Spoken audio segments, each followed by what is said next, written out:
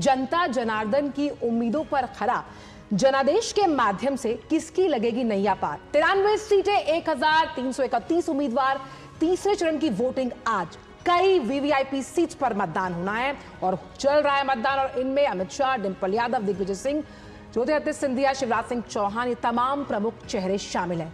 तो मुकुल, जनता जनार्दन का फैसला कुछ ही देर में ईवीएम में कैद होगा, और हमारे साथ जनादेश के इस खास पेशकश में हमारे साथ विशिष्ट मेहमान जुड़ेंगे, ग्राउंड जीरो से रिपोर्टर्स भी जुड़ेंगे, और हम करेंगे मंथन तीसरे चरण के इस खास मतदान को लेकर। जी बिल्कुल, आप देख रहे हैं जनादेश, जिसमें लगातार आपको हम बताएंगे किस तरीके से तीसरे चरण का जो आज मतदान है वो शुरू हो चुका है। और सबसे अहम तस्वीरों में आपसे कुछ देर पहले आपने देखा भी होगा, आज जो प्रधानमंत्री थे उन्होंने अपना मतदान किया। तो ये लगातार सारी खबरें जो हैं जनादेश में आपको हम बताएंगे कि कैसे इस तीसरे चरण में जो लगातार लोग मतदान करने के लिए पहुंच रहे हैं, ना सिर्फ आम लोग बल्कि जो खास लोग भी हैं, वो खास चेहरे कौन कौन से हैं, वो खास सीटें कौन कौन सी हैं, वो सारी जानकारी आप तक हम पहुंचाएंगे।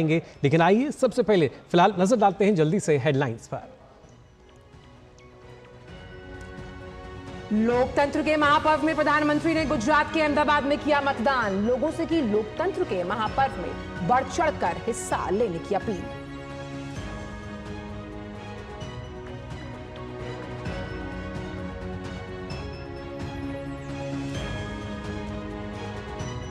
तीसरे चरण के चुनाव में 10 राज्य और 1 केंद्र शासित प्रदेश की 93 सीट पर मतदान जारी। मैदान में कुल 1331 उम्मीदवार।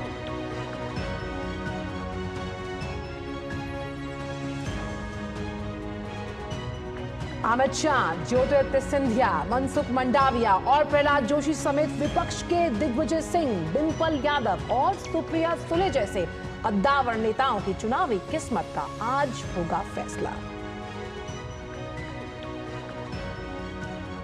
आगामी 4 चरणों के चुनाव प्रचार के लिए प्रधानमंत्री नरेंद्र मोदी का तूफानी प्रचार जारी। आज मध्य प्रदेश के धार और खरगोन के बाद महाराष्ट्र के अहमदनगर और बीड में करेंगे वोट अपील।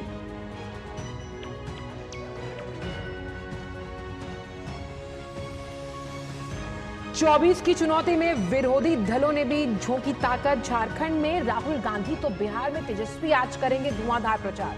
यूपी में मायावती, अखिलेश के साथ बाकी दलों ने भी तेज की प्रचार की था। आखिरी चरण के चुनाव की अधिसूचना जारी। 1 जून को 8 राज्यों की 57 सीट पर होंगे लोकसभा के चुनाव। आज से नामांकन भरने की प्रक्रिया जारी।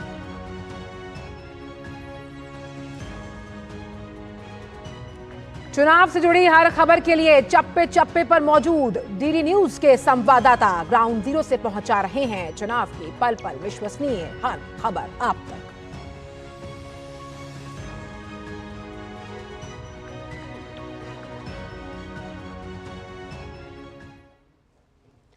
तो जिस तरह से हम लगातार आप तक जानकारी पहुंचा रहे हैं और प्रधानमंत्री ने जिस तरह से अपने मत अधिकार का इस्तेमाल किया और एक बहुत अहम संदेश दिया कि आज का दिन जन भागीदारी के साथ साथ अपने मत अधिकार का उपयोग कर लोकतंत्र के इस पर्व में भाग लेने का भी है।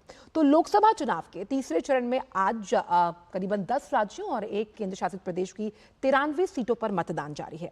गुजरात की सभी 25 सीटों पर वोटिंग हो रही है। प्रधानमंत्री ने अहमदाबाद में अपने मत अधिकार का उपयोग किया और इस मौके पर प्रधानमंत्री के साथ गृह मंत्री अमित शाह भी मौजूद थे।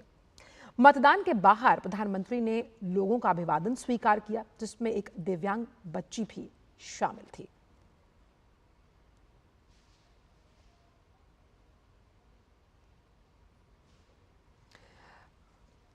तो अपने मत अधिकार का इस्तेमाल करते हुए प्रधानमंत्री नरेंद्र मोदी और एक सशक्त संदेश देते हुए आज की किस तरह से आप एक नागरिक की जिम्मेदारी वहन करते हैं, क्योंकि आपको अपने मताधिकार का इस्तेमाल करना जरूरी है लोकतंत्र को मजबूत करने के लिए, क्योंकि एक वोट बहुत कुछ बदलने की ताकत रखता है। और यहाँ पर प्रधानमंत्री लोगों का अभिवादन स्वीकार करते हुए, और इस बीच आपको बता दें जब वो मतदान के बाद बाहर निकले तो लोगों से भी मुलाकात की उन्होंने, महिलाओं से मुलाकात की, युवाओं से वो मिले। और इन तस्वीरों में भी आप देख सकते हैं किस तरीके का जो उत्साह है वो लोगों में नजर आ रहा था जब प्रधानमंत्री नरेंद्र मोदी उनसे मिलने पहुंचे थे। और इस दौरान एक दिव्यांग बच्ची से भी उन्होंने मुलाकात की, उसका हालचाल भी लिया और लोग काफ़ी उत्साहित प्रधानमंत्री को इतने निकट पाकर, उनसे बात करके और प्रधानमंत्री का यही अंदाज उनको अलग बनाता है। वो हमेशा से कहते हैं कि मैं एक प्रधान सेवक हूं और आपके लिए काम करने आया हूं। जिस तरह से अपनी कई चुनावी जनसभाओं में भी प्रधानमंत्री ने कहा कि जब मैं अपनी विरासत की बात करता हूं तो आप मेरी विरासत है, यानी कि वो जनता की ओर मुखातिब होकर ये बात कह रहे थे। और महिलाओं से इतने सशक्त भावनात्मक अंदाज में प्रधानमंत्री बात करते हैं, जिसमें दिव्यांग बच्ची भी शामिल हैं। और प्रधानमंत्री के साथ ये जो मन का संवाद है वो लोग इसीलिए करते हैं क्योंकि प्रधानमंत्री, कैसे हम जानते हैं मुकुल, कि ये जो मन की बात है उस खाई को पाटने के लिए लगातार संवाद की प्रक्रिया को मजबूत करते आए। बिल्कुल, और ये क्योंकि जनता नहीं है प्रधानमंत्री के लिए, ये उनके अपने परिवारजन है और उन परिवारजनों से जो प्रधानमंत्री का स्नेह है वो इन तस्वीरों में हम देख सकते हैं। किस तरीके से इस दिव्यांग बच्ची के पास वो पहुंचे, उससे मिले, उससे बातचीत की, और उसके अलावा भी वहाँ पे जो फिलहाल इन तस्वीरों की अगर बात की जाए तो महिलाएं जो है उन्होंने पीएम मोदी को राखी भी बांधी, और ये उस वक्त की तस्वीरें हैं जब इन महिलाओं ने यहाँ प्रधानमंत्री को राखी बांधी। और ये राखी बांधना इस बात का परिचायक है मुकुल की कितना विश्वास जताती है जनता प्रधानमंत्री पर, और जिस विश्वास की और जिस जवाबदेही की लगातार प्रधानमंत्री बात करते आए हैं कि सरकारों को इस तरह से होना चाहिए। और प्रधानमंत्री के प्रति लोगों का ये सम्मान, लोगों के ये भाव, ये स्नेह, ये दिखाता है, ये दर्शाता है कि प्रधानमंत्री एक जन सेवक, एक प्रधान सेवक के रूप में जिस तरह से लोगों के मस्तिष्क में कैद है।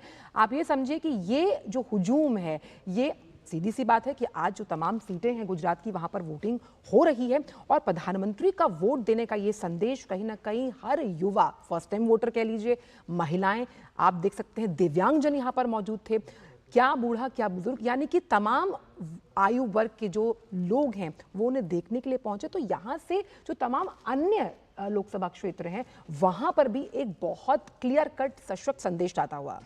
जी, और इन तस्वीरों में आप देख सकते हैं कि कैसे हर आयु वर्ग में एक उत्साह है। फिलहाल एक जो छोटा मासूम बच्चा था उसको अपनी गोदी में लिया, उसको उन्होंने खिलाया भी, और यही एक जुड़ाव है, यही एक रिश्ता है प्रधानमंत्री का अपने परिवारजनों के साथ, पूरी आत्मीयता के साथ मिलते हैं। एक अलग जुड़ाव जो है वो लोग महसूस करते हैं, और इसी वजह से आंचल हम देख भी पा रहे हैं कैसे जो लोग हैं वो बड़ी संख्या में पहुंचे। हमेशा हमने देखा कि प्रधानमंत्री की जो भावनात्मक, हम कह सकते हैं, जो तार जुड़ा हुआ है खास तौर पर जनता जनार्दन से, उसमें इस तरह की तस्वीरें विशिष्ट रहती हैं। और हम कह सकते हैं कि जब आज चुनावी रंग की तमाम तस्वीरें सामने आएंगी उसमें ये तस्वीरें एक अलग ही माहौल बनाती हुई। देखिए, अपने मताधिकार का इस्तेमाल किया, अपना दायित्व निभाया, उसके बाद किस तरह से इस बच्चे को अपने गोद में खिलाते हुए एक रिश्ता सा जुड़ता हुआ नजर आता है। और ये रिश्ता क्योंकि उनका खुद का घर क्षेत्र है ये, और लगातार हमेशा वो यहाँ से जब भी अपने मताधिकार का इस्तेमाल करते हैं, तो ये तस्वीरें अपने आप में बयां करती हैं कि आप भी अपने घर से बाहर निकलिए, जिसका जिक्र प्रधानमंत्री ने किया, अपना ख्याल रखिए। और इस तस्वीर के लिहाज से हम समझ सकते हैं कि ये रिश्ता कितना ज़्यादा अलग है। तो प्रधानमंत्री ने लोगों से लोकतंत्र के इस महापर्व में बढ़ चढ़कर हिस्सा लेने की अपील किया। आइए आपको सुनवाते हैं। आज तीसरे चरण का मतदान है। मैं देशवासियों को विशेष रूप से आग्रह करूंगा कि लोकतंत्र में मतदान ये सामान्य दान नहीं है। हमारे देश में दान का एक महात्म्य है, और उसी भाव से देशवासी ज्यादा से ज्यादा मतदान करें। तो ज्यादा से ज्यादा मतदान की अपील करते नजर आए, और उसके बाद लोगों को यहाँ ऑटोग्राफ देते हुए नजर आए प्रधानमंत्री नरेंद्र मोदी। और खासतौर से जो छोटे बच्चे थे उनकी अलग अलग तस्वीरें बनाकर लाए, और उनको भी प्रधानमंत्री ने निराश नहीं किया। आंचल, उनसे भी प्रधानमंत्री ने मुलाकात की और उन तस्वीरों पर ऑटोग्राफ भी दिया। बिल्कुल, और ये जब हम इस तरह की तस्वीरें देखते हैं तो लोगों को भी लगता है कि ये व्यक्ति जो कि देश का प्रधानमंत्री भी हैं, साथ ही साथ प्रधान सेवक के तौर पर हमारे बीच हैं, और ये जो हमारे बीच रहने का एहसास है वो कहीं ना कहीं इस लोकतंत्र की प्रक्रिया को और मजबूत बनाता है। क्योंकि जब वो खुद देख रहे हैं कि गृह मंत्री अमित शाह भी यहाँ मौजूद है, साथ ही साथ प्रधानमंत्री भी, और वोट करने की अपील वो कर रहे हैं, और उन्होंने साफ तौर पर कहा कि एक कोई सामान्य दान नहीं है मतदान। जैसे हम कन्यादान को बहुत अहम मानते हैं, ये कोई सामान्य दान नहीं है, क्योंकि जिस वोट को आप करने जा रहे हैं, जिस भी जनप्रतिनिधि को आप चुनने जा रहे हैं, आप मुस्तकबिल लिख रहे हैं देश का, तो आपका वोट इतना कीमती है। और खास तौर पर जो फर्स्ट टाइम वोटर्स की अगर हम बात करें, देखिए ऑलमोस्ट इसमें बहुत सारे आपको यंगस्टर्स दिखेंगे जिसका दारोमदार बहुत ज़्यादा प्रधानमंत्री ने कहा कि 2024 के चुनावों को लेकर है, जिस 24 की चुनौती का जिक्र किया जा रहा है। उस लिहाज से ये अपील लगातार अपनी उंगली पर जो वो निशान लगा हुआ है, जो गर्व देता है आपको वोटर होने का, उसको दिखाते हुए प्रधानमंत्री दर्शाते हुए तमाम लोगों से एक अपील करते हुए कि घर से बाहर निकलिए, स्वास्थ्य का ख्याल रखते हुए, और वोट जरूर कीजिए। बिल्कुल, ना सिर्फ एक अपील बल्कि एक नई ऊर्जा और नई स्फूर्ति जो है वो ज़ाहिर तौर पर हम देख सकते हैं इन तस्वीरों में। जहां भी प्रधानमंत्री पहुंचते हैं, लगातार लोगों से किस तरीके से मुखातिब होते हैं, उनका अभिवादन स्वीकार करते हुए नजर आते हैं। और जहां भी देखिए यहाँ भी नजर जाएगी, ना सिर्फ सड़कों पर बल्कि दूर जो घर भी नजर आ रहे हैं, उनकी छतों पर भी लोग खड़े हुए हमें नजर आ रहे थे।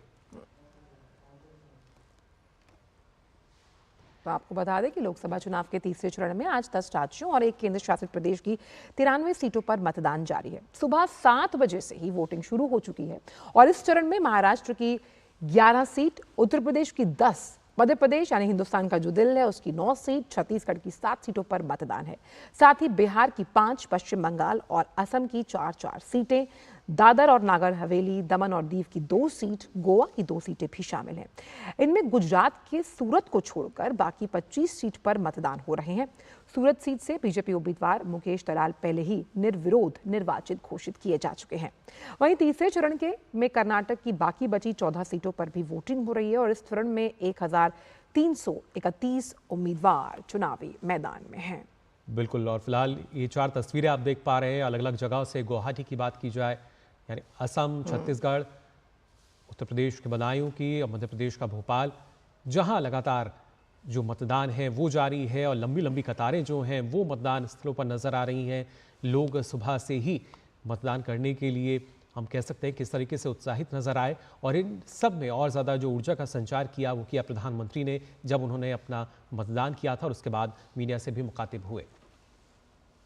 तो ये तस्वीरें दिखाती हैं लोकतंत्र के पर्व में किस तरह से देश के गर्व के साथ, और आप देख सकते हैं कि गुजरात के जो मुख्यमंत्री हैं वो वोट करते हुए यहाँ पर नजर आ रहे हैं, अपने मताधिकार का इस्तेमाल करते हुए। और इस तरह की तस्वीरें दिन भर जो तमाम दिग्गज है जब अपने वोट अधिकार का इस्तेमाल करेंगे, तो कहीं ना कहीं ये संदेश जाता हुआ कि आज की इस संवैधानिक जो आपका अधिकार है उसको और सशक्त बनाने का सबसे अहम जरिया ये है कि आप अपने संवैधानिक दायित्व को एक नागरिक के लिहाज से समझें, घर से निकलें और वोट जरूर करें। बिल्कुल, ये खास और दिग्गज जरूर, लेकिन आम नागरिक की तरह आप देख सकते हैं किस तरीके से कतार में लगे हुए नजर आ रहे हैं, और उसके बाद अब अपना जो मतदान है वो करेंगे। हस्ताक्षर फिलहाल यहाँ पर कर रहे हैं, और आप देख सकते हैं इनके आगे भी काफ़ी लोग हैं, पीछे भी बिल्कुल आम नागरिक की तरह कतार में लगकर मतदान करने के लिए जा रहे हैं। तीसरे चरण के लिए आपको बता दें मतदान जारी है। गुजरात की जो सभी आज जिन 25 सीटों पर मतदान चल रहा है, और फिलहाल ये तस्वीरें आप देख पा रहे हैं जहाँ पे मुख्यमंत्री जो है वो इस मतदान की जो प्रक्रिया होती है अंदर, वो आप देख सकते हैं किस तरीके से उससे आगे बढ़ते हुए मतदान करने पहुँचेंगे।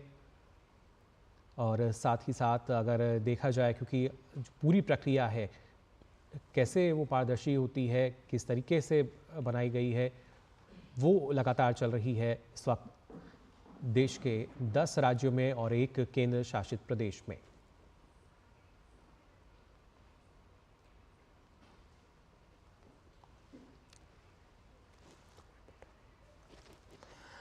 और जिस तरह से हमने जनादेश के आगाज़ करते हुए आपसे कहा था कि इस पूरे मंथन में हमारे साथ ग्राउंड जीरो से हमारे रिपोर्टर्स और विशिष्ट मेहमान जुड़ेंगे। आपका तारुफ उनसे करा दे। गुवाहाटी से हमारे साथ जुड़ रहे हैं हमारे संवाददाता तपस और भोपाल से जुड़ रहे हैं अक्षय। वहीं स्टूडियो में हमारे साथ मौजूद है प्रोफेसर सुधीर सिंह, राजनीतिक विश्लेषक हैं, और साथ ही साथ वरिष्ठ पत्रकार रोशन गौड़ साहब। आप सभी का ही बहुत बहुत स्वागत है।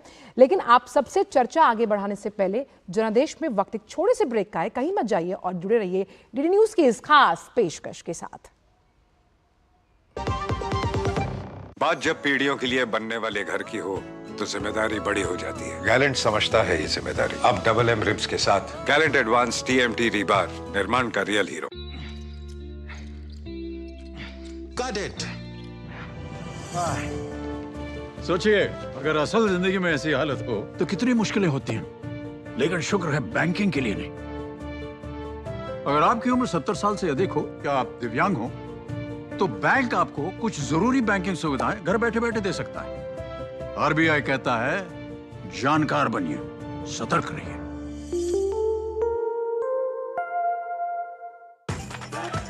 मैं क्या जी, सब जानते हैं, जहां दिखे मारियो, अपना समझ के खा लियो।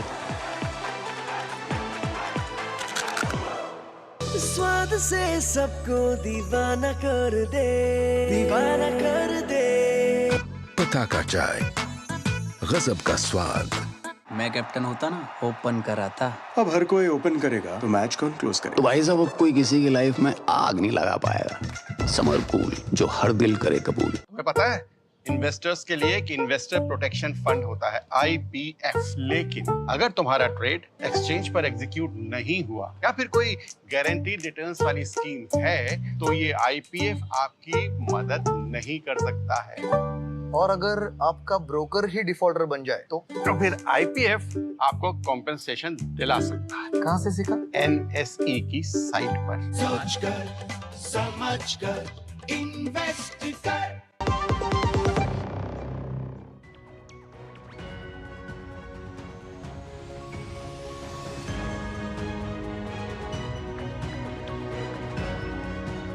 ब्रेक के बाद आप सभी का एक बार फिर स्वागत। डीडी न्यूज़ पर आप देख रहे हैं जनादेश 2024, जहां आज आपको लगातार हम बता रहे हैं तीसरे चरण का जो मतदान है वो शुरू हो चुका है, वो जारी है। और खासतौर से आजकल अगर देखा जाए, भले ही 7 चरण हो, लेकिन जो ये मतदान की प्रक्रिया है, जो मतदान का सफर है, करीब आधे से ज़्यादा का सफर अब ये पूरा हो चुका है। 543 में से 283 सीटें हैं, क्योंकि आज की भी अगर 93 सीटें हम मिलाते हैं तो 283 सीटों पर जो मतदान की प्रक्रिया है वो पूरी हो जाएगी। और खासतौर से इस पर लगातार आपको हम बताएंगे, पल पल की अपडेट देंगे, और उसके लिए हमारे जो संवाददाता हैं वो भी हमारे साथ जुड़ चुके हैं। हमारे साथ तापस जुड़े हुए हैं गुवाहाटी से। सबसे पहले तापस, आपके पास ही आना चाहेंगे। तापस अगर गुवाहाटी की बात की जाए तो समृद्ध सांस्कृतिक विरासत का केंद्र माना जाता है जब हम असम की बात करते हैं, लेकिन सियासी समीकरण क्या कहते हैं, और जहां पर आप मौजूद हैं जिस पोलिंग बूथ पर, वहां का सूरत हाल क्या है? जी, मैं इस वक्त एक हाई स्कूल में यहाँ पे, ये गुवाहाटी का एक हाई स्कूल है पार्लियामेंट्री कॉन्स्टिट्यूएंसी का, और यहाँ पे आपने सही कहा कि ये जो चुनावी समीकरण है वो बहुत अलग तरीके से बाकी जो 3 और जगह है यहाँ पे पूरे आपके असम में तीसरे आखिरी फेज में करीब 4 पार्लियामेंट्री कॉन्स्टिट्यूएंसी पे यहाँ पे वोटिंग हो रही है। उसमें से जो 3 है वहाँ पे 3 त्रिकोणीय जो लड़ाई है, ये जो जगह है ये गुवाहाटी है, यहाँ पे सीधी लड़ाई है कांग्रेस और बीजेपी के बीच। कांग्रेस की जो है मीरा बोरठाकुर गोस्वामी और बिचुली कलिता मेहदी जो बीजेपी की है, इन दोनों के बीच में हमें देखने को मिल रहा है यहाँ पे एक काटी की टक्कर। यहाँ इंटरेस्टिंग ये बात है कि जो गुवाहाटी की सीट है वो लगता है कि यहाँ पे ये डिसाइड करेगा कि किस तरीके से। आप देख सकते हैं सुबह से करीब 6:45 साढ़े 6 बजे से लोगों का तांता लगा हुआ है यहाँ पे लोगों का आने का। और मैं आपको दिखाना चाहूँगा कि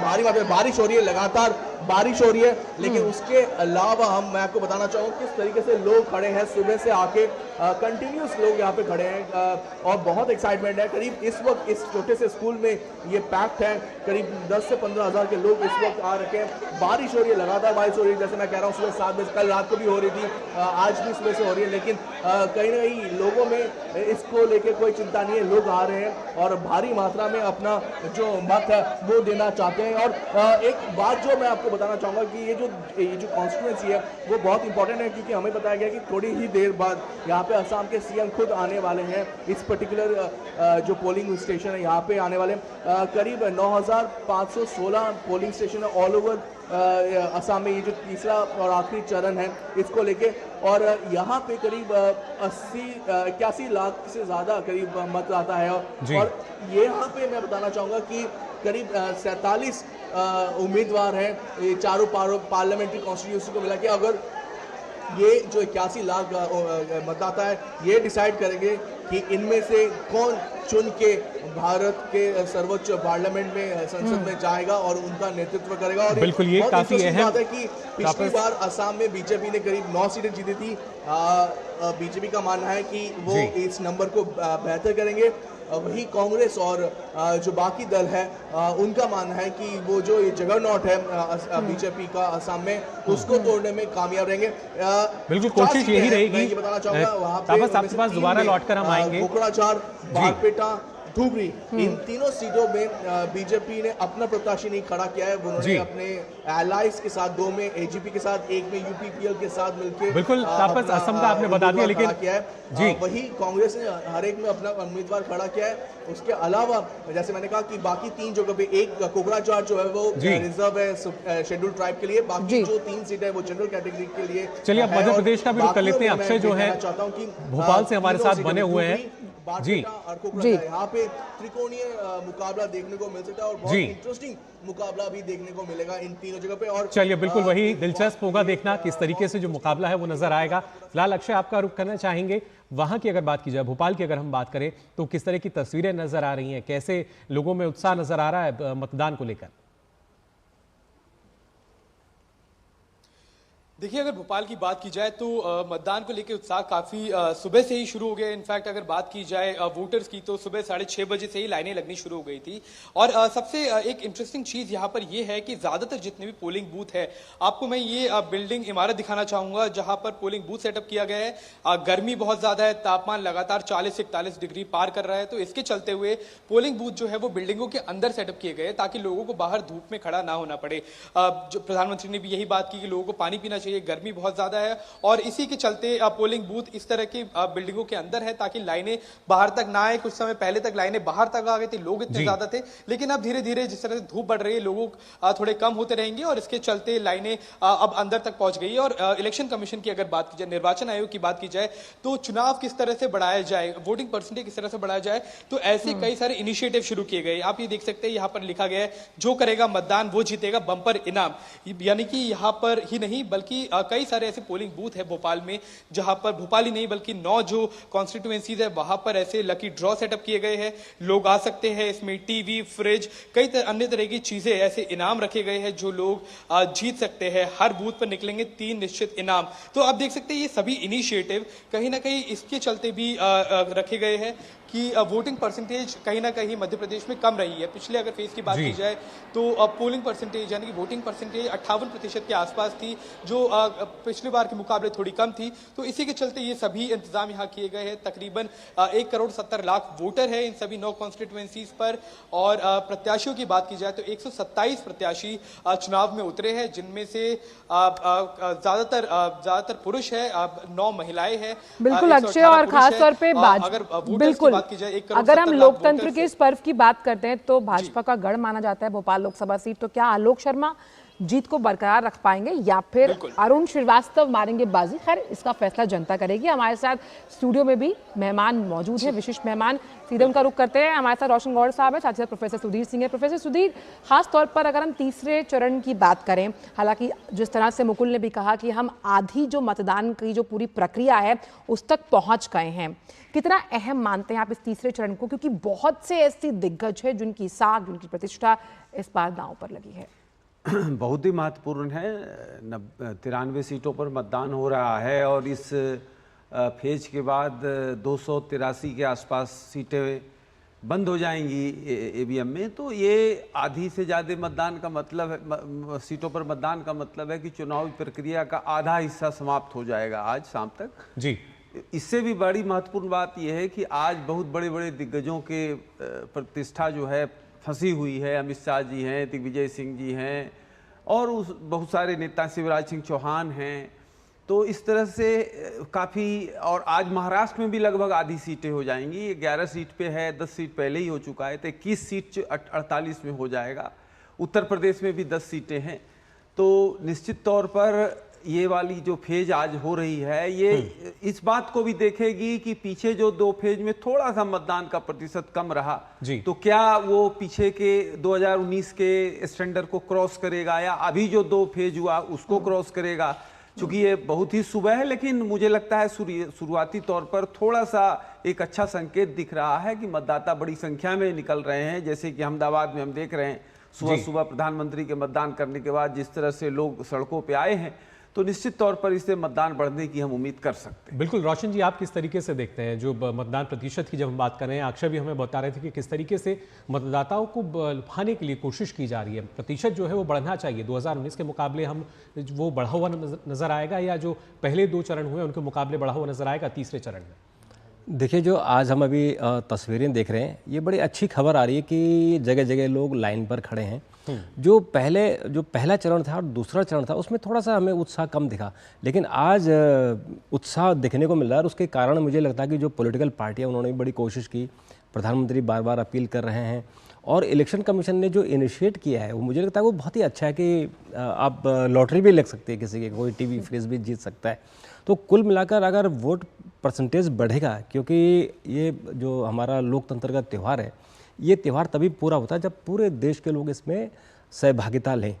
तो एक तो है कि वोट परसेंटेज बढ़े, दूसरी बात है कि जो 3 चरण के चुनाव आज पूरे हो जाएंगे और इसमें करीबन 283 सीटें पूरी होंगी। लेकिन इसमें जो सबसे अच्छी बात है, सबसे बड़ी बात है कि बीजेपी ने ही इन तीनों चरणों में बीजेपी के लिए बहुत अच्छा था ये, और बीजेपी ने, मैं कहूँगा, करीबन 182 सीटें पिछली बार जीती थी। तो इसलिए ये जो चरण है, 1, 2 और 3 चरण, इसमें बीजेपी कितना गेन कर सकती है, ये मुझे लगता है कि हम 4 जून को जरूर देखेंगे जी। लेकिन अब जो चौथा चरण शुरू होगा उसमें और ज़्यादा कंपटीशन होगा। तो आज का जो वोट होगा, आज का जो जिन राज्यों में हो रहा है, उन राज्यों में बीजेपी की जो पकड़ है उसमें मजबूत है। तो अब उसमें इस बार क्या होगा वो मुझे लगता है कि हमें देखने को मिलेगा। बिल्कुल। और जो पकड़ है वो मतदाताओं की कितनी मजबूत होती है मतदान केंद्रों पर, ये भी देखना काफ़ी अहम हो जाता है। और साथ ही हमारे जो और भी संवाददाता हैं वो लगातार हमारे साथ जुड़ रहे हैं। सिद्धार्थ और अमृतपाल भी हमारे साथ जुड़ चुके हैं। अमृत, आपके पास मैं आना चाहूँगा, वहाँ किस तरह की तस्वीरें नज़र आ रही हैं? अगर हमारे दर्शकों को आप दिखाएं, कैसे लोगों का जो उत्साह है वो नज़र आ रहा है मतदान को लेकर? देखिए, सुबह का वक्त है, सुबह 7 बजे से ही लोग यहाँ वोटिंग करने आ गए हैं उत्तर प्रदेश में, क्योंकि जिस इलाके में ये चुनाव हो रहा है वहाँ काफ़ी गर्मी बढ़ जाती है। दिन में 44-45 डिग्री टेम्परेचर हो जाता है। तो लोग सुबह का वक्त जब टेम्परेचर्स थोड़े कम होते हैं उसका फ़ायदा उठा के वोटिंग करने आए हैं। मैं अगर फ्रेम से हट जाता हूँ, अपने कैमरामैन को कहता हूँ कि आपको दिखाएं कि कैसे लंबी कतारें औरतों की, पुरुषों की, महिलाओं की, बूढ़े लोग हैं, यंग फर्स्ट टाइम वोटर्स भी हैं। इनफैक्ट मैंने अभी एक फैमिली से मिला, बड़ी दिलचस्प बात बताता हूं आपको कि 4 जनरेशन्स उनकी वोट करने आई इकट्ठे, 4 जनरेशन्स। जब जो ग्रैंडफादर थे वो 95 साल के, मैंने उनसे पूछा कि जी आप कब से वोट कर रहे हैं? वो कहते जब देश आज़ाद हुआ था मैं तब से वोट कर रहा हूँ, पहली जब जनरल इलेक्शंस हुई थी। उनकी जो ग्रेट ग्रैंड डॉटर थी वो फर्स्ट टाइम वोटर थी। तो वो एक बड़ा दिलचस्प नज़ारा था। तो लोग बाहर आ रहे हैं, मतदान कर रहे हैं। और जैसे आपने कहा, बताया कि प्रधानमंत्री अहमदाबाद में वोट किए, यहाँ जो कॉमन मैन है वो आके वोट कर रहा है और बाकियों को भी वैसे ही अपील कर रहा है कि आप आएं और अपना जो हक है उसका इस्तेमाल करें और वोट कास्ट करें। जी, संभल वो जिला जहां कल की धाम माना जाता है, कल की अवतार, और ऐसे में क्या सपा और अब बसपा का जो एक चार्म है उसको भाजपा तोड़ने में कामयाब होगी, ये बहुत बड़ा सवाल है। लेकिन इसी सवाल को लेकर हम चलते हैं सिद्धार्थ के पास, जो कि रायगढ़ में मौजूद हैं। सिद्धार्थ, सबसे पहले जिस पोलिंग बूथ पर आप मौजूद हैं उसका नज़ारा तो हम जानेंगे, लेकिन बीजेपी के लिए रायपुर एक अभेद किले के समान है और हर बार कांग्रेस कहीं ना कहीं चेहरा बदलकर कोशिश करती है कि वो इसमें सेंध गाए। बिल्कुल, इससे पहले आपको दिखाते हैं तस्वीरें जो अमित शाह हैं, गांधीनगर के उम्मीदवार हैं, वो अपना मतदान करने पहुंचे हैं। आप देख सकते हैं इन तस्वीरों में।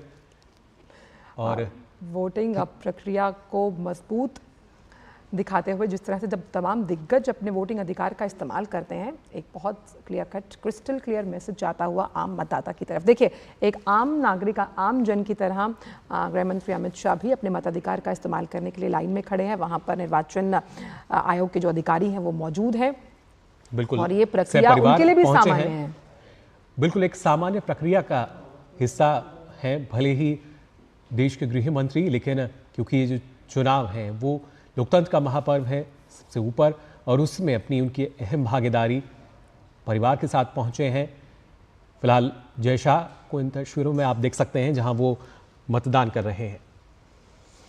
तो ये तस्वीरें बताती हुई कि जो लोग घर बैठे हैं, अभी तक नहीं निकले हैं, कि आप उठिए अपने घर से। जब आप देख रहे हैं कि आप गृह मंत्री अपने वोटिंग अधिकार का इस्तेमाल कर रहे हैं, उससे पहले हमने प्रधानमंत्री को अपने वोटिंग अधिकार का इस्तेमाल करते हुए देखा, क्योंकि कई कद्दावर नेताओं की चुनावी किस्मत का फैसला आज ईवीएम में कैद होना है। बहुत महत्वपूर्ण चरण है जब हम बात करते हैं तीसरे चरण की। कई ऐसे राज्य हैं जहाँ पर आज वोटिंग जहाँ हो रही है उसमें कई कद्दावर नेताओं की प्रतिष्ठा और साख दाव पर लगी हुई है। मताधिकार का इस्तेमाल करते हुए हमने देखा अमित शाह, उनकी पत्नी और सहपरिवार वो वोट करने के लिए यहाँ पर आए हैं। बिल्कुल, इन तस्वीरों में आप देख सकते हैं किस तरीके से गृह मंत्री अमित शाह, बीजेपी के दिग्गज नेता, मतदान करते हुए। और ये बात काफ़ी अहम, क्योंकि गांधीनगर से बीजेपी के प्रत्याशी भी हैं, उम्मीदवार भी हैं। और चुनावी जनसभाओं में लगातार हमने देखा कि यही अपील करते हुए कि वोटिंग को एक छुट्टी का दिन ना समझा जाए। बिल्कुल, वोटिंग को ये ना समझा जाए कि भाई आज देर में आराम से उठकर वोट किया जाएगा।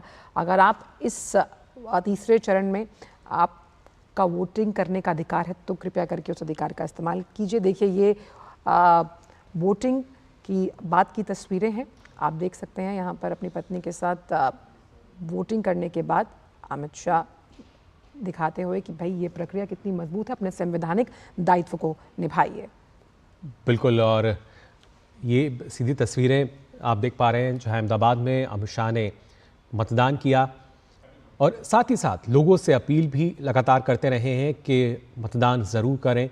और जो हम आंचल बात कर रहे हैं कि कैसे जो मतदान प्रतिशत है उसमें इजाफा हो सकता है, तो हर एक नेता जो, और ख़ासतौर से जब हम देश के प्रधानमंत्री की बात करें, गृह मंत्री की बात करें, पार्टी का प्रचार एक तरफ, लेकिन लोगों को ये लगातार जागरूक किया गया है कि अपना वोट ज़रूर डालें। हर एक वोट जो है वो कीमती है। बिल्कुल, हर एक वोट की अपनी कीमत है, और जनता जनार्दन का जनादेश ही तय करेगा किस तरह से भविष्य होने वाला है भारत के लोकतंत्र का। और हमारे साथ सिद्धार्थ जुड़े हुए हैं।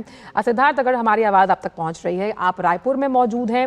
रायपुर जिसे भाजपा का अभेद किला माना जाता है, और हर बार कांग्रेस पार्टी की कोशिश होती है चेहरा बदलकर किले में सेंध लगाने की। इस वक्त जिस पोलिंग स्टेशन पर आप मौजूद हैं उसका सूरत हाल और सियासी समीकरण किस तरफ इशारा करते हुए?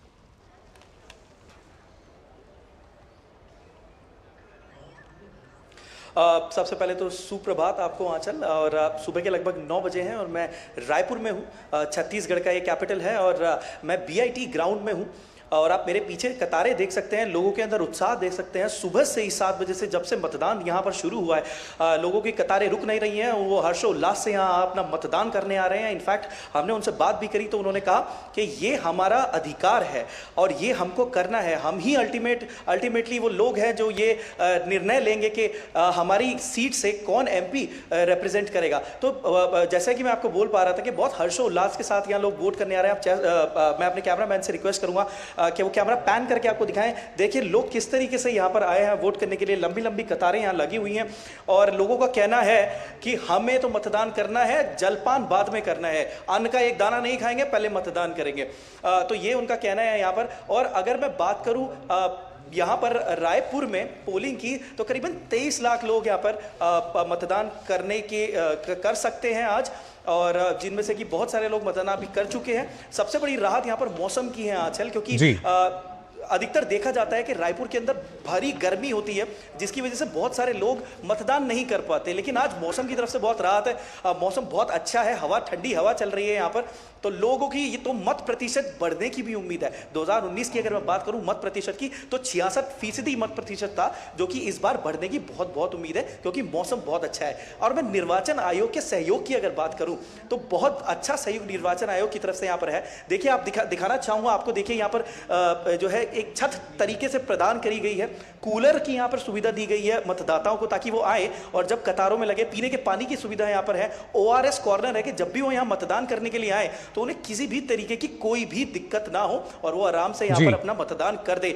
निर्वाचन आयोग की तरफ से बहुत सारी जागरूकता अभियान भी जो है निकाले गए थे, जिसके थ्रू ये दिखाया गया था, वो वोटर्स को जो है लुभाने के लिए जागरूकता अभियान भी चलाए गए, और उसमें चावल और हल्दी के जो है उन्हें निमंत्रण दिए गए कि आइए आप अपने घर से बाहर आइए और मतदान करिए। ये दिन ऐसा दिन नहीं है कि जब आप सो के उठ रहे हैं और आराम से खाना खा रहे हैं, आपको मतदान करना है, आपका हक है। तो एक पोलाइट अपील थी मतदाताओं से, जो उन्होंने मानी, और हम यहाँ देख पा रहे हैं कि सुबह ही 7 बजे से किस कदर भीड़ है, लोगों के अंदर उत्साह है, चाहे बूढ़े हो या युवा हो, फर्स्ट टाइम वोटर हो, सभी लोकतंत्र के इस महापर्व में अपनी भागीदारी निभाने के लिए आए हैं। और जैसे जैसे दिन बढ़ेगा मत प्रतिशत का तो तभी पता चल पाएगा, लेकिन अभी जिस तरीके और से ये जिस तरह से आप बता रहे हैं कि बिल्कुल आपने जिस तरह से बताया, अमृतपाल को हम देख रहे हैं, अमृतपाल वहाँ मुस्कुरा रहे हैं, संभल के बाहर खड़े हो गए। अमृत, अगर हम यूपी की तमाम उन सीटों की बात करें, क्योंकि 80 की रसाकशी, यानी कि लोकसभा की जब हम बात करते हैं 80 सीटें उत्तर प्रदेश से आती हैं और आज 10 सीटों पर अहम जो मतदान की प्रक्रिया है वो चल रही है। हमने देखा कि लगातार बीएसपी की अगर बात की जाए तो चुनावों से पहले बिल्कुल पिक्चर से आउट नजर आई, लेकिन अब हर सीट पर अपना उम्मीदवार उतार कर मुकाबला त्रिकोणीय बनाने के साथ साथ दिलचस्प भी बना दिया है। जी बिल्कुल, बीएसपी एक डोमिनेंट फोर्स रही है स्टेट पॉलिटिक्स में, हालांकि उनका जो वर्चस्व है वो धीरे धीरे घटता रहा है। मायावती का जिस किस्म का अरूज था वो अब वैसा नहीं है, पर ये भी नहीं कहा जा सकता कि वो कंप्लीटली फाइट से बाहर हैं। पिछली बार 2019 में उन्होंने करीब 19% 20% के बीच में वोट परसेंटेज लिया था, तो और दूसरे नंबर पर आई थी बीजेपी की 62 सीटें थी, उसके बाद उन्हीं की सीटें थी 10। इन जिस 10 सीटों पर चुनाव हो रहा है, ज़्यादातर मुकाबला सपा और भाजपा के बीच में है। भाजपा यहाँ डोमिनेंट फोर्स है, 8 में से 10 सीटें भाजपा ने यहाँ जीती थी। एक मैनपुरी की सीट जो मुलायम सिंह यादव जीते थे 2019 में, फिर उनके देहांत के बाद उनकी बहू डिंपल यादव बायपोल्स में जीती थी, अब भी वो कैंडिडेट है। और संभल जहां मैं खड़ा हूं वहां भी समाजवादी पार्टी के कैंडिडेट जीते थे। बाकी 8 सीटें बीजेपी ने जीती थी। तो इस बार भी मुकाबला इन 10 सीटों की अगर बात की जाए, ज्यादातर जगहों पर बीजेपी और समाजवादी पार्टी के बीच में है। थर्ड कॉन्टेस्टेंट बीएसपी जरूर है, और अबाउट 3 सीटों पे मैं कहूंगा कि 3 कॉर्नर्ड कॉन्टेस्ट है, जहां पर वो सीरियस फाइट में है। एक आध सीट पर कांग्रेस का कैंडिडेट फतेहपुर सीकरी में बड़े स्ट्रांग फाइट में है, पर ज्यादातर सीटों पर, क्योंकि ये इलाका जिसको अगर पहले 2 चरणों को जाटलैंड कहा जाता है, क्योंकि जाटों की आबादी वहां ज्यादा थी। अगर मैं कास्ट कम्युनिटी कॉम्बिनेशंस की बात करूं, ये यादव लैंड है, जहां एसेंशियली समाजवादी पार्टी का कोर वोट बेस ज्यादा मौजूद है। तो लड़ाई ज्यादातर कॉन्स्टिट्यूएंसीज पर, जैसे मैंने कहा, भाजपा, समाजवादी पार्टी और कुछ कॉन्स्टिट्यूएंसीज पे बसपा ने बिल्कुल। और अमृत, नेताजी के जाने के बाद कितना प्रभाव पड़ता है इन चुनावों पर, खास तौर पर जिस तरह से इंडी गठबंधन के तौर पर सपा उतरी है इस बार, ये देखने वाली बात होगी। बिल्कुल, और लगातार आपको हम बता रहे हैं किस तरीके से जो तीसरे चरण का मतदान है वो जारी है। फिलहाल हमारे जो संवाददाता हैं अलग अलग राज्यों में, अलग अलग ज़िलों में मौजूद हैं, और लगातार अब तक जो अपडेट्स हैं वो हम यहाँ पहुँचा रहे हैं। बिल्कुल, और वक्त एक छोटे से ब्रेक का है, लेकिन ब्रेक के बाद भी जनादेश में चर्चा मंथन का ये दौर रहेगा जारी। आप जुड़े रहिए डी न्यूज़ की इस खास पेशकश के साथ।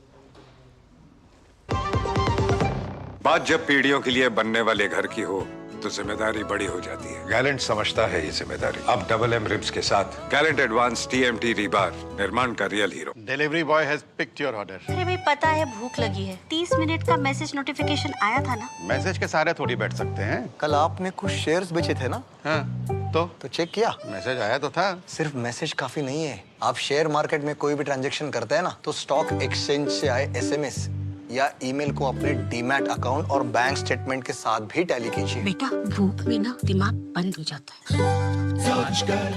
समझकर इन्वेस्ट कर। शुक्ला बता रहा था आपके बाबूजी ने जायदाद का कुछ हिस्सा नौकर के नाम कर दिया। अब नौकर हर काम अपना घर समझ के करेगा। समरकूल, जो हर दिल करे कबूल। यकीन है खुद पर है नाज। सुनती हूँ अपने मन की आवाज। कभी शर्मीली तो कभी हूँ जाबाज।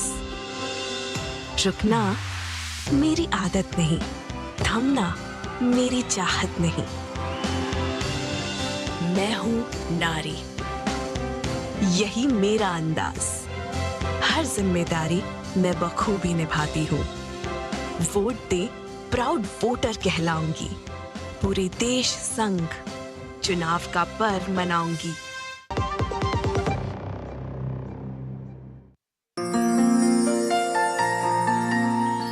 पाँच सालों में एक बार वोट करके आप सिर्फ सरकार ही नहीं चुनते, बल्कि आप सरकार का एक हिस्सा बन जाते हैं। And I would request every single person to come out here and exercise their democratic right.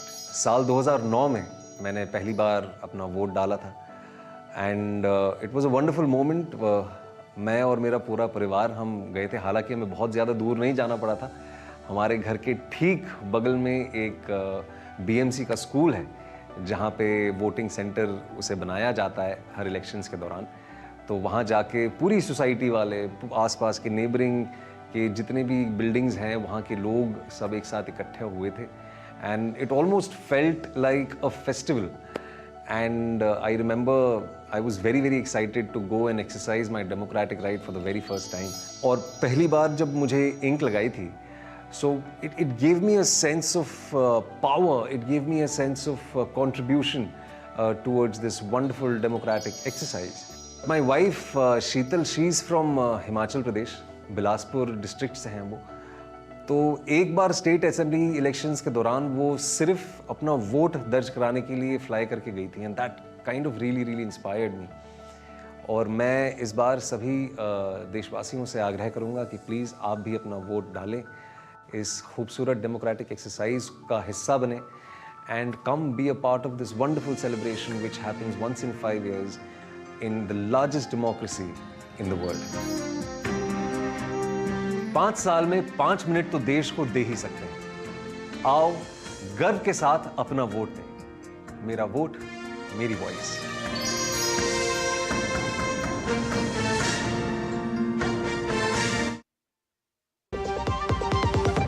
बात जब पीढ़ियों के लिए बनने वाले घर की हो तो जिम्मेदारी बड़ी हो जाती है। गैलेंट समझता है ये जिम्मेदारी। अब डबल एम रिब्स के साथ गैलेंट एडवांस TMT रीबार, निर्माण का रियल हीरो। मैं क्या जी सब जानते हैं, जहां देखे मारियो, अपना समझ के खा लियो।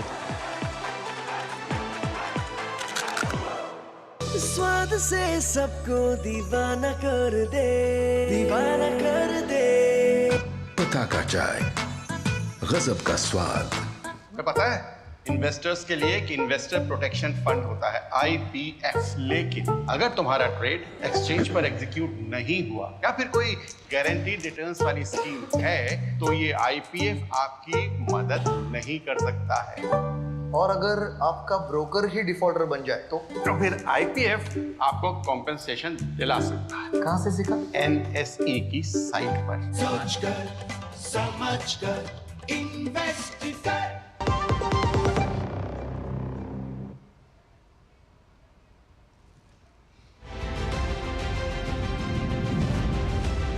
और अमित शाह इस वक्त मताधिकार का उपयोग करने के बाद कुछ कहना सुनते हैं।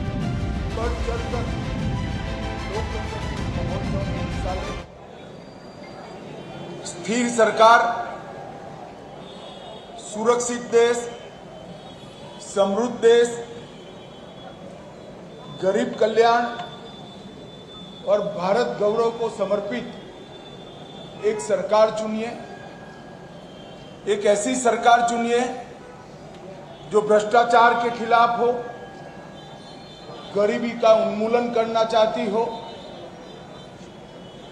आत्मनिर्भर भारत बनाना चाहती हो, विकसित भारत बनाना चाहती हो और पूरे विश्व में हर क्षेत्र में भारत को नंबर 1 ले जाना चाहती हो। आज इतनी चिलचिलाती धूप के बावजूद भी अब तक बहुत उत्साहजनक वोटिंग के ट्रेंड मिल रहे हैं। जहां तक गुजरात का सवाल है, करीब करीब 20% वोटिंग 2.5 घंटे में ही गुजरात के मतदाताओं ने समाप्त किया है। मुझे पूरा विश्वास है देश भर में आज जहां जहां मतदान है वो सभी मतदाता और गुजरात के मतदाता एक ऐसी सरकार चुनेंगे जो स्थायित्व भी देगी, सुरक्षा भी देगी, समृद्धि भी देगी, गरीबी से मुक्त भारत बनाएगी। मैं आज के लोकतंत्र के इस पर्व के अवसर पर सभी देशवासियों को बहुत बहुत शुभकामनाएं देता हूं और फिर से एक बार पुरजोश वोटिंग कर लोकतंत्र के इस पर्व में हिस्सा लेने की अपील करता हूं। आज देश में तीजा चरणનું मतदान है। गुजरातनी વધેલી 25 से 25 सीटों पर आज वोटिंग कर लोकतंत्र के इस पर्व में हिस्सा लेने की अपील करता हूं। आज देश में तीजा चरणનું मतदान है। गुजरातनी વધેલી 25 से 25 सीटों पर आज मतदान થવાનું છે। હું ગુજરાતની જનતાને અને વિશેષ કરી ફર્સ્ટ ટાઈમ વોટરને અપીલ કરવા માંગુ છું કેવી સરકાર માટે આપણે સૌ વોટિંગ કરીએ જે દેશને સ્થિરતા આપે, સુરક્ષા આપે, સમૃદ્ધ બનાવે, ગરીબીનું સંપૂર્ણ ઉન્મૂલન કરે અને વિકસિત અને આત્મનિર્ભર ભારતની રચના કરે। એક એવી સરકાર આપણે ચૂંટીએ જે સમગ્ર વિશ્વમાં દરેક ક્ષેત્રમાં ભારત નંબર 1 બને એવી સરકાર અને એવા પક્ષ માટે આપ સૌ વોટિંગ કરો એવી મારી આપ સૌને અપીલ છે। લોકશાહીના આ મહોત્સવમાં સૌ ગુજરાતીઓ દર વખતની જેમ રંગે ચંગે ઉત્સાહથી ઉમંગથી ભારી સંખ્યામાં વોટિંગ કરે અને અંતે આપનું વોટિંગ જ ભારતના વિજયનું કારણ બનશે એનો મને વિશ્વાસ છે। વંદે માતરમ। खूब खूब शुभेच्छाओं। तो बीजेपी के वरिष्ठ नेता और गृह मंत्री अमित शाह ने मताधिकार का इस्तेमाल करने के बाद जिस तरह से बिल्कुल साफ तौर पर कहा कि स्थिर सरकार, समृद्ध सरकार, वो सरकार जो विकसित बनाए, साथ ही साथ आत्मनिर्भर भारत के साथ साथ देश को नंबर 1 बनाए, उसको चुनिए और अपने मताधिकार का उपयोग जरूर कीजिए। जी बिल्कुल, जो देश को सुरक्षित रख सके, जो हम कह सकते हैं कि स्थिर रख सके और साथ ही साथ देश से जो गरीबी है उसको भी हटा सके, एक तरीके से विकसित भारत का निर्माण करे और साथ ही देश को आत्मनिर्भर बना सके। और साथ ही जो फर्स्ट टाइम वोटर्स हैं, आंचल हमने देखा कि अमित शाह ने उनसे भी अपील की कि आप ज़रूर मतदान करें क्योंकि हर एक वोट जो है वो कीमती है। भ्रष्टाचार हटाए, गरीबी उन्मूलन पर काम करे, ऐसी सरकार चुनने का दायित्व नागरिकों के एक वोट के पास है। बिल्कुल, लेकिन आज की अगर बात की जाए, जैसा हम लगातार बता रहे हैं कि 10 राज्यों में और 1 केंद्र शासित प्रदेश की इनकी कुल 93 सीट हैं, जहां पर आज जो चुनाव है वो लगातार चल रहा है, जो मतदान है वो सुबह से जारी है। और सबसे पहले असम की देखिए अगर बात करें तो असम में 4 सीटें हैं, आप देख सकते हैं, जिन पर जो मतदान है वो हो रहा है। और अभी तक के जो 3 चरण क्योंकि आज पूरे हो जाएंगे तो असम की तमाम 14 सीटों पर यहाँ जो मतदान हम कह सकते हैं आज पूरी तरीके से संपन्न होगा। बिल्कुल, और बात की जाए बिहार की तो बिहार की 5 सीटों पर आज मतदान है। और सबसे अहम बात यहाँ पर ये है, जब हम बिहार की बात करते हैं तो किस तरह से जब हम आरजेडी का वर्चस्व वहाँ देखा करते थे, लेकिन अब जेडीयू किस तरह से परफॉर्म करती हुई नजर आया है, खास तौर पर नीतीश कुमार जिस तरह से भाजपा में शामिल हुआ, ये देखने वाली बात। छत्तीसगढ़ की ये 7 सीटें हैं जहां पर आज फिलहाल जो मतदान है वो हो रहा है। तो अलग अलग राज्यों में कितनी अभी जो सीटें हैं जिन पे तीसरे चरण में मतदान हो रहा है, सीटें हैं इस चरण में। जब हम बात करते हैं छत्तीसगढ़ की, बात करते हैं दादरा और नागर हवेली, दमन एंड दीव की, जहां पर 2 सीटों पर यहाँ मतदान होना है। और यहाँ की जो मुद्दे हैं, खासतौर पर काफ़ी जागरूक मतदाता माना जाता है, जो कि लर्नड और हम मान सकते हैं एग्जामिन्ड वोटर है। तो उस लिहाज से गोवा के लिए भी ये चरण बेहद अहम। पिछली बात की जाए तो 1 सीट पाले में आई थी भाजपा के, लेकिन क्या इस बार दोनों सीटें ले पाएगी, ये देखने वाली बात होगी। बिल्कुल, तो गोवा की 2 सीट जहां पे मतदान फिलहाल चल रहा है। गुजरात की सभी 25 सीट, क्योंकि एक जो सीट है वो हमने देखा पहले कैसे निर्विरोध जी पाले में चली गई, और अब इन 25 सीटों पर भी आज मतदान है, जिसको लेकर प्रधानमंत्री ने भी अपील की और साथ ही साथ जैसे हमने देखा कि गृह मंत्री ने भी कहा कि अपने वोट अधिकार का इस्तेमाल जरूर कीजिए। साथ ही कर्नाटक की जो 14 सीट हैं यहाँ भी एक तरीके से जो चुनावी प्रक्रिया है वो पूरी हो जाएगी। इससे पहले के चरण में भी हमने देखा था जो मतदान हुआ था, और आज जो 14 सीटों पर फिलहाल जो मतदान है उसके बाद यहाँ भी चुनावी प्रक्रिया पूरी होगी। और दक्षिण की अगर बात की जाए तो मिशन साउथ को लेकर ताबड़तोड़ रैलियां की गई हैं। और खैर अब बात करते हैं हिंदुस्तान के दिल यानी कि मध्य प्रदेश की, जिसकी 9 सीटें हैं। इन 9 सीटों की अगर बात की जाए तो शिवराज सिंह चौहान की अगर बात करें, ज्योतिरादित्य सिंधिया की बात करें, उनकी प्रतिष्ठा साफ पर है।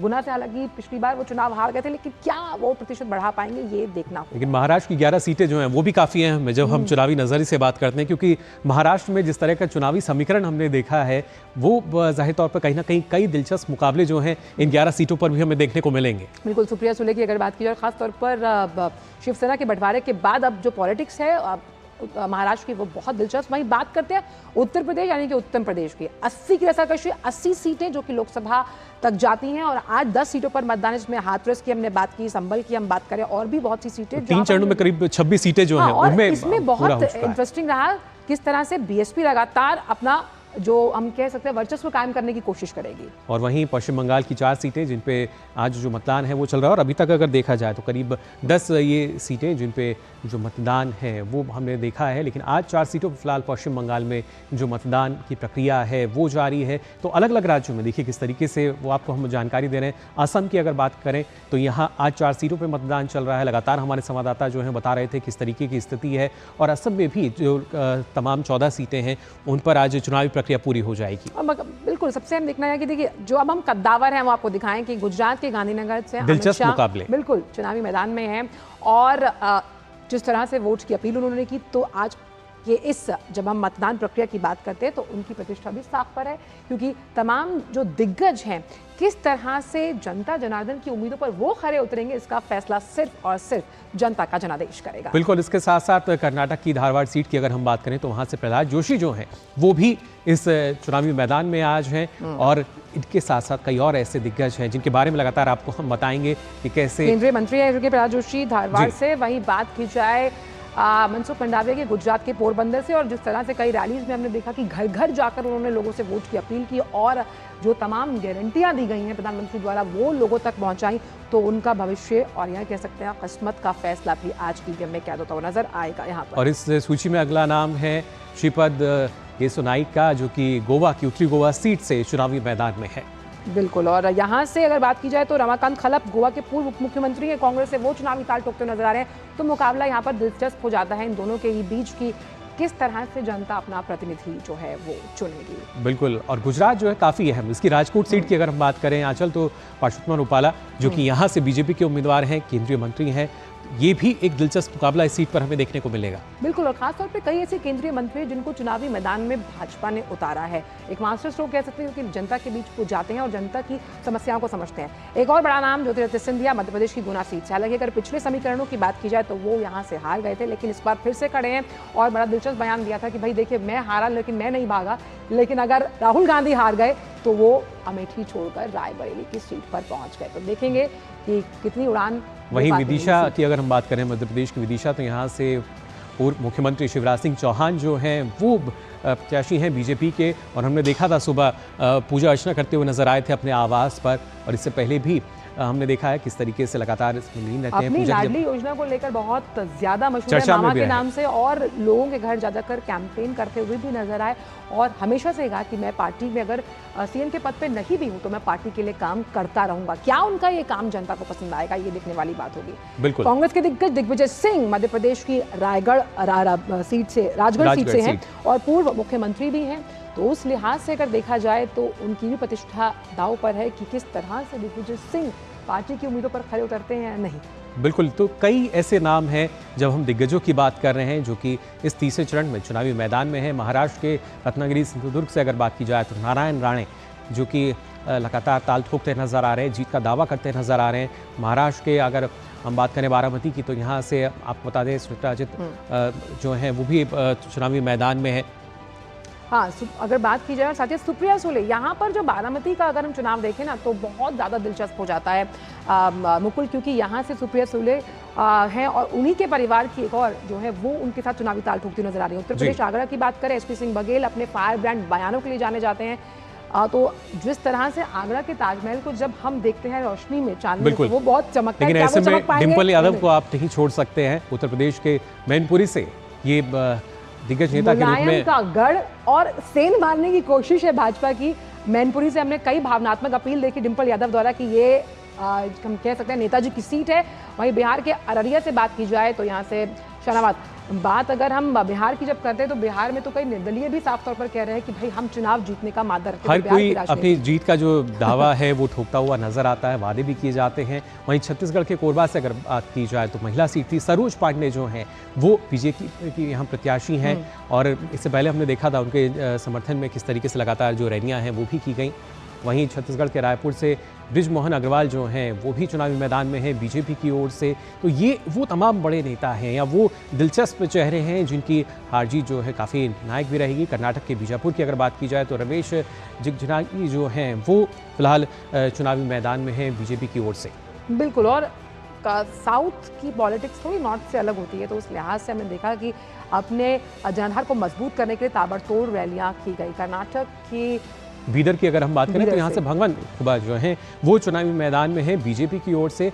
और ये वो तमाम चेहरे हैं जो कि कहीं ना कहीं हम कह सकते हैं कि वीआईपी कैटेगरी तो है ही, उसके साथ साथ काफ़ी निर्णायक भी रहता है, हर एक अहम पल है। और जो दिलचस्प मुकाबला होगा देखिए वो अब आपको हमारे दर्शकों को बता दें कि कैसे मध्य प्रदेश के विदिशा की अगर जब हम बात करें तो शिवराज सिंह चौहान है एक तरफ और दूसरी तरफ खासतौर से अगर बात की जाए प्रताप भानु शर्मा जो हैं वो इस चुनावी मैदान में नजर आएंगे। बिल्कुल, और कांग्रेस ने उन पर विश्वास जताया है, तो क्या वो उस विश्वास पर खरे उतरते हैं या नहीं, ये देखने वाली बात होगी। बिल्कुल, और गोवा के अगर हम गोवा उत्तर सीट की बात करते हैं तो श्रीपद नाइक के साथ आपको बता दें कि यहाँ रमाकांत खलप जो हैं वो चुनावी मैदान में होंगे। तो ये काफ़ी दिलचस्प मुकाबले हैं आंचल जो इस चरण में हमें देखने को मिल रहा है। बिल्कुल, और हम जिस तरह से अगर राजनीतिक करियर की बात करें तो खलप का अलग से जनाधार है, लेकिन क्या वो जनाधार वोट प्रतिशत में तब्दील होता है या नहीं, ये देखना होगा। और गोवा की जब बात हम करते हैं उसके बाद अब सीधे रुख करते हैं महाराष्ट्र की बारामती। यहाँ पर सुप्रिया सुले का जो हम कह सकते हैं मुकाबला है वो उन्हीं के रिश्तेदार के साथ है। तो यहाँ पर ये जो पारिवारिक कलह है,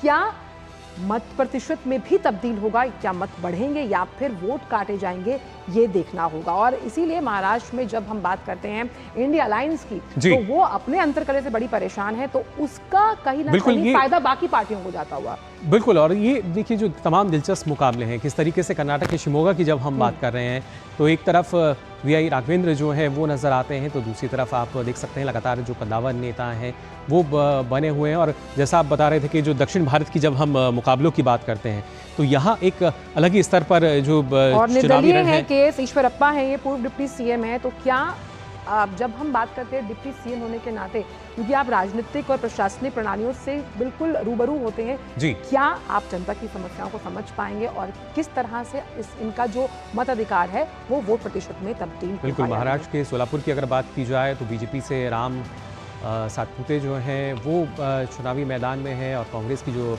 प्रतिद्वंदी हैं वो आप देख सकते हैं। जी हाँ, वो हैं परिणीति सुशील कुमार शिंदे, सोलापुर से पूर्व गृह मंत्री सुनील शिंदे की बेटी हैं। तो उस लिहाज से सोलापुर की सीट जब हम बात करते हैं, सोलापुर जाना जाता है अपने प्रमुख घरानों को लेकर, खासतौर पर कारखानों को लेकर, क्या ये वोट प्रतिशत में? ये एक और दिलचस्प मुकाबला जो मध्य प्रदेश की छिंदवाड़ा सीट पे नजर आएगा हमें, जो कांग्रेस के नकुल नाथ हैं उनके साथ हम देखेंगे बीजेपी से जो विवेक कुमार हैं उनको वो कमलनाथ का जितना राजनीतिक कद्दावर जितना कद का रहा है, क्या उनसे कुछ सीख पाकर वो राजनीति में आए हैं, ये उनका लिटमस टेस्ट है इस बार के चुनावों में अगर देखा जाए तो।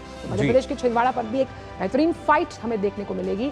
बात करते हैं यहाँ पर मध्य प्रदेश के राजगढ़, जैसा हमने बताया कि दिग्विजय सिंह का मुकाबला है बीजेपी के कैंडिडेट के साथ, और सबसे अहम दिग्विजय सिंह लगातार ये बोलते हैं कि ये मेरा रोडमल नागर जो है वो यहाँ से चुनावी मैदान में है, दिग्विजय सिंह के सामने है, तो कहीं ना कहीं दिग्विजय सिंह की साख का सवाल इस बार माना जा रहा है। राजगढ़ की जो सीट है उस पर उनकी जो प्रतिष्ठा है वो बरकरार रहती है या नहीं रहती है, ये दिलचस्प मुकाबले जिनके बारे में लगातार जानकारी दे रहे हैं। उत्तर प्रदेश के मैनपुरी की अगर बात की जाए, बीजेपी से जयवीर सिंह और दूसरी तरफ डिम्पल यादव इंडी गठबंधन की जो प्रत्याशी है। बिल्कुल मैनपुरी बात की जाती है, नेताजी की अहम सीट बात की जाती है, सपा के गढ़ की, तो सपा के गढ़ में क्या सेंध लगा पाएगी बीजेपी, ये देखने वाली बात होगी, क्योंकि तमाम ये 10 सीटें उसी बेल्ट से आती हैं जहां पर कहीं ना कहीं वर्चस्व है। जब हम बात करते हैं समाजवादी पार्टी का, तो हमने समझाने की कोशिश की कि किस तरह से तमाम ये बड़े नाम जिनका आज हम कह सकते हैं किस्मत का फैसला करने वाली जनता जनार्दन, और भी बातें होंगी जनादेश में खास तौर पर, लेकिन वक्त एक छोटे से ब्रेक का है। अब जुड़ रही है इस खास पेशकश के साथ डीडी न्यूज़ पर। जल्द हाजिर होते हैं।